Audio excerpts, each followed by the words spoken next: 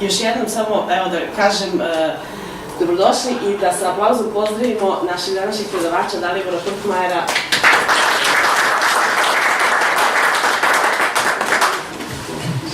Hvala Najavi, hvala domaćinima, pre svega što su omogućili da se ovdje okupimo i naravnih jedno sat i 15 minuta ću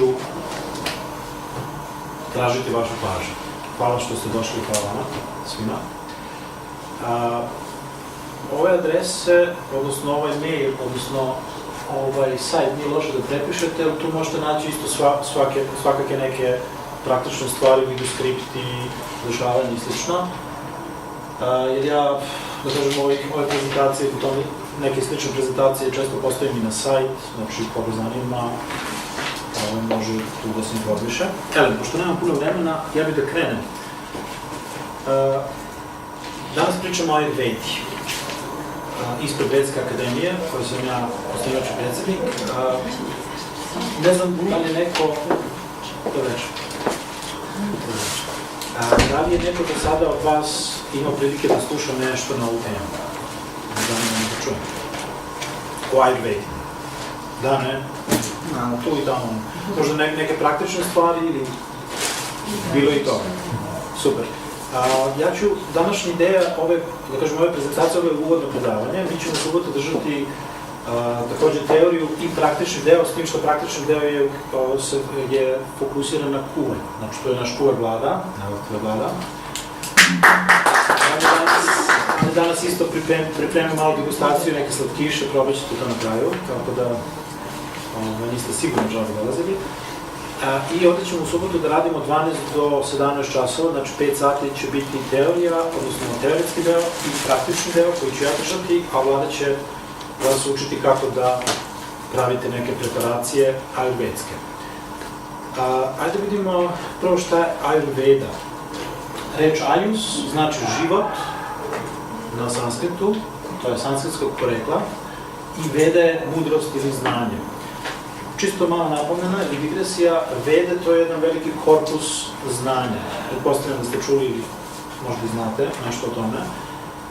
I sad u okviru tih Veda, velike te mudrosti i velikog korpusa znanja, postoji nešto što se zovu Upavede, ili da kažemo neki Vedange se to zovu, među koje spada i Ayurveda. Znači, Ayurveda konkretno govori o tome kako da upoznamo sebe, prirodu oko sebe i jednostavno sve ono što ide uz nas. Znači, vidjet ćemo kasnije da je ajurvedska medicina preventivna i kurativna. Znači, bavi se i prevencijom, bavi se i lečenjem. Ja ću samo ukratko da kažem da je poreklo Ayurvede nebesko. Da kažem, znači, nije čovek izmislio Ayurvedu, nego dolazi iz viših izvora gore, da kažemo, iz viših instanci i poznate isto kao peta Veda. Znači, poreklo Ayurvede je božansko. Vede govore da u suštini lek, kada uzimamo, nije da lek leči zapravo. Ono što leči u stvari Vede kažu Gospod. Znači šta znači reč Ayus? Ayus u prevodu doslovno, možda čak dublje značenje, znači životni vek. Od trenutka kad se rodimo do trenutka smrti, to je taj Ayus, ili vreme dugovečno se to zove. Znači to je negde, Vede kažu, zacrtano, koliko će udaha i izdaha da napravimo u toku života, kažu Vede da je to negde već zacrtano. Sad, da mi možemo tu nešto da promenimo? Možemo. Pitanje je koliko brzo ili sporo dišemo, koliko brzo ili sporo živimo i tako dalje. Da li vodimo računa o svom zdravlju ili ne. Znači, Ayurveda je nauka o životu i Ayurveda kaže da je to kombinacija osjećaja, uma i tela. Međutim, postoji znanje o duhovnoj dimenziji, o mentalnim nekim sferama i o socijalnom zdravlju također. Znači, evo ovdje definicija lepa Ayusa, da je to jedinstvo uma, tela, čula i duša. Znači, energija, vitalnost, večnost. I to je kombinacija upravo toga, telo, čula, um i atma ili duša. Znači, upravo Ayus ili Ayurveda se odnosi na te 3, odnosno 4 stavke. Znači, mi nismo, Ayurveda kaže da nismo samo sačinjeni od grube materije. Nije ovo telo jedino koje imamo, imamo i um, ali ga ne vidimo, imamo inteligenciju, ali ne vidimo, imamo neki ego, ali ne vidimo. U žargonski bi rekli imamo i dušu, ali ni to ne vidimo. I tako dalje. Znači, jedan sveobuhvatni, da kažem, koncept.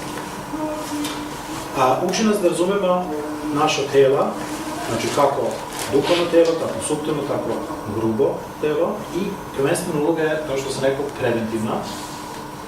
Tako da kroz razne aktivnosti, stanja, kroz ishranu, biljke, zdravlje i tako dalje, napravimo svoj život da valja. Od čega smo sačinjeni, ovo je jedan mali dijagram koji pokazuje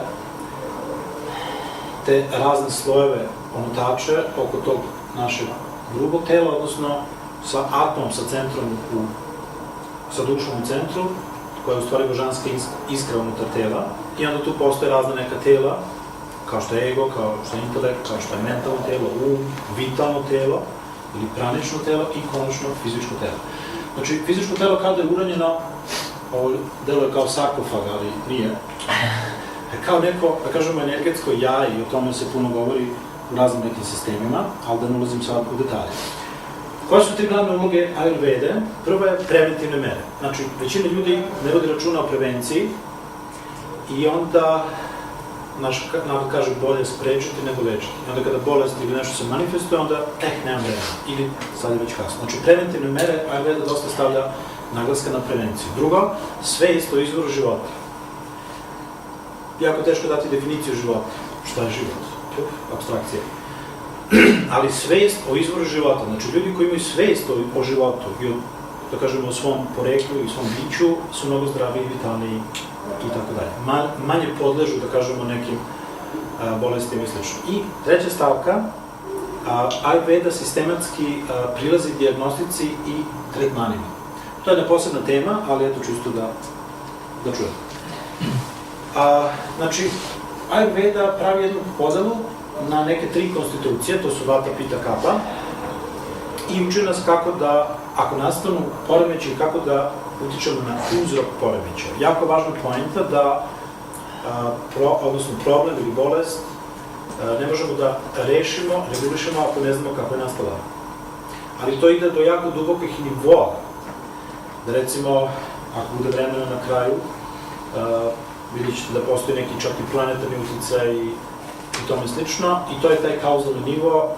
Često neka bolest dođe nije otkuda, mi bi rekli, nema, doktori kažu sve u redu, čovjek bolestan, možda čak na kraju umre, a ne znaju šta je uzrok.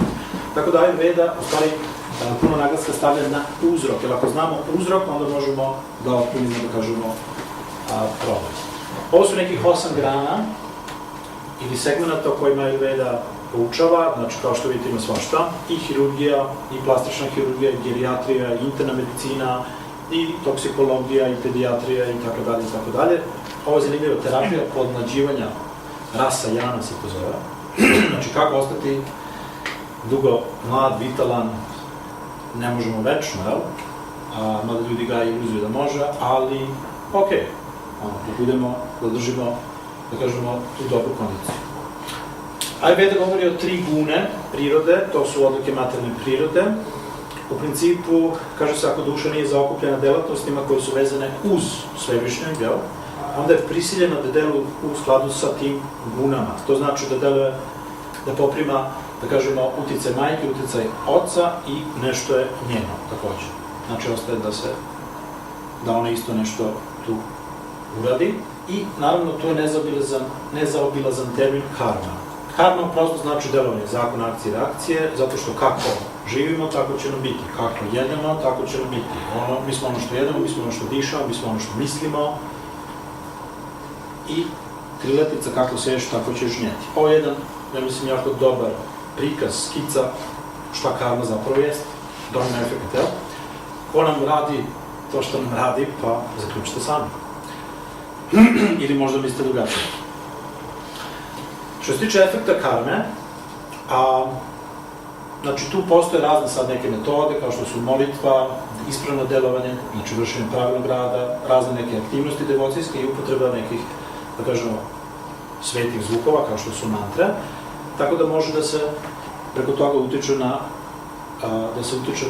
našu karmu. Znači, karma je prosto, ljudi kažu sudbina, ali to nije prava definicija karme. Prava definicija karme je da je to kosmički zakon, zakon akcije i reakcije. I za sudbinu možemo reći samo u prošlom vremenu, u smislu ono što se desilo je sudbina, bilo je neizbežno. Ono što tek treba da se desi, o tome možemo da diskutujemo.